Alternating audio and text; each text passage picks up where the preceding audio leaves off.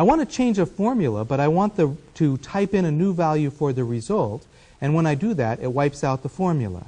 How do I make a formula calculate backwards?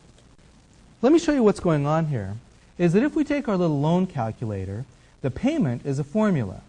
But let's suppose that you want the payment to be $300, and you want to figure out, for 2 years and at 8.5%, how much money could you buy if you were willing to have the payment be $300? Well, as I'm sure you could guess, if you type 300 into this cell, it doesn't change the loan amount, it just removes the formula, so there's not a formula in there anymore. Isn't it nice to have undo? Oh, let's see, put it back.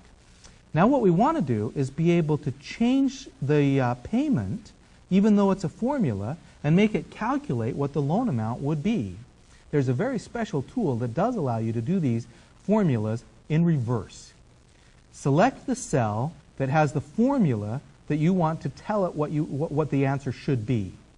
Then go to the Tools menu and find a command called Goal Seek. This is what you're really going to do, is have Excel try a whole bunch of different possibilities until it gives you the value you want. You set cell B6, that's the one that you pre-selected, to the value 300. We said we wanted to go $300 on the car payment by changing cell, and then click cell B3 because we want to see what happens if we change the loan amount.